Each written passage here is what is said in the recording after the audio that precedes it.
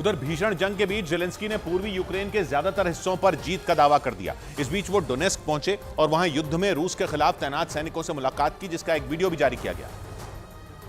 जिसमें डोनेस्क पहुंचे जेलेंस्की वहां अपनी फौज के साथ मिलकर रूस के सैनिकों को घेरने के लिए सैन्य रणनीति बनाते नजर आए, क्योंकि पूर्वी यूक्रेन के ज्यादातर हिस्सों में जेलेंस्की ने जीत का दावा कर दिया। साथ ही यह भी दावा किया गया कि रूस की सेना को खदेड़ते हुए यूक्रेन के पूर्वी इलाके में उनके सैनिक काफी आगे बढ़ चुके हैं, जिसके बाद वहां की सेना ने पूर्वी यूक्रेन के दूसरे हिस्सों पर रूस के खिलाफ बड़ी कार्रवाई करने की तैयारी तेज कर दी। यही वजह रही कि वहां के राष्ट्रपति जेलेंस्की ने अपने सैनिकों से मुलाकात की और जंग में नए मोर्चे की तैनाती के निर्देश दे दिए।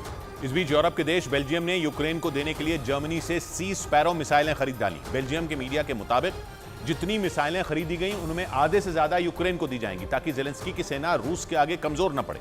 यूक्रेन लंबे वक्त से बेल्जियम से मिसाइलों की मांग कर रहा है, लेकिन अब उसकी मांग पूरी हो जाएगी।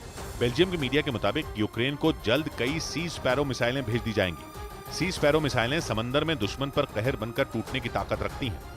रेडार से लैस ये मिसाइलें समंदर से हवा में उड़ते टारगेट को ढेर करने में सक्षम है। यानी सी स्पैरो मिसाइलें मिलते ही यूक्रेन की सेना समंदर में दुश्मन से निपटने के लिए पूरी तरह तैयार हो जाएगी। रूस लगातार यूक्रेन के बंदरगाहों को निशाना बना रहा है। ऐसे में ये मिसाइलें यूक्रेन के लिए किसी कवच की तरह काम आएंगी। उधर यूक्रेन जंग के बीच किम जोंग उन और पुतिन की मुलाकात हो सकती है। ये खबर अमेरिकी अखबार न्यूयॉर्क टाइम्स ने दी और जानकारी दी कि दोनों नेताओं की मुलाकात के दौरान हथियारों की डील भी हो सकती है। इससे पहले किम जोंग उन और रूस के रक्षा मंत्री की जुलाई में मुलाकात हो चुकी है और अब खबर है कि किम पुतिन से मिलने रूस जाने वाले हैं।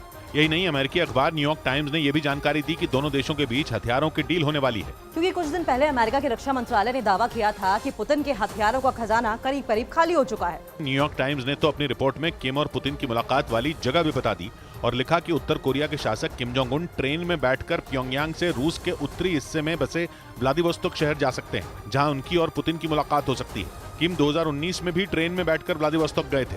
इधर सऊदी अरब के क्राउन प्रिंस मोहम्मद बिन सलमान से पाकिस्तान की सरकार ने कुछ घंटों के लिए इस्लामाबाद आने की गुहार लगाई।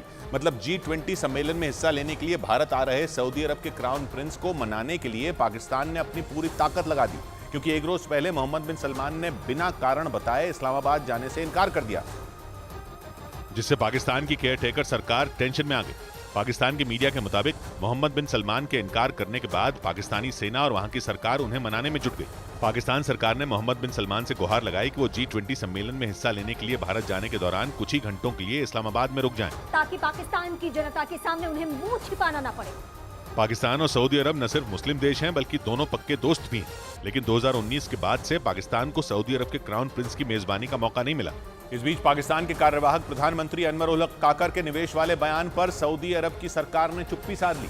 हाल ही में उन्होंने यह बयान दिया था कि अगले 5 साल में सऊदी अरब पाकिस्तान में भारी भरकम निवेश करेगा। उन्होंने यह बयान ऐसे वक्त पर दिया जब मोहम्मद बिन सलमान पाकिस्तान का दौरा करने से इनकार कर चुके हैं, जबकि पाकिस्तान को यह उम्मीद है कि मोहम्मद बिन सलमान के आने से उसे एक बार फिर भारी भरकम कर्ज मिल जाएगा।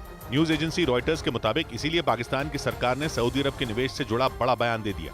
वहां के कार्यवाहक प्रधानमंत्री अनवर उल हक काकर ने दावा किया कि अगले 5 साल में सऊदी अरब पाकिस्तान में 25 अरब डॉलर यानी भारतीय रुपयों में 2 लाख करोड़ का निवेश करेगा। लेकिन पाकिस्तान की फजीहत तब हो गई जब सऊदी अरब की सरकार ने उनके इस बयान पर चुप्पी साध ली। इसीलिए ये माना जा रहा है कि सऊदी अरब पाकिस्तान से अपना पीछा छुड़ाना चाहता है। दावा तो ये भी है कि कर्ज देने से बचने के लिए मोहम्मद बिन सलमान ने ऐन वक्त पर पाकिस्तान का दौरा रद्द कर दिया।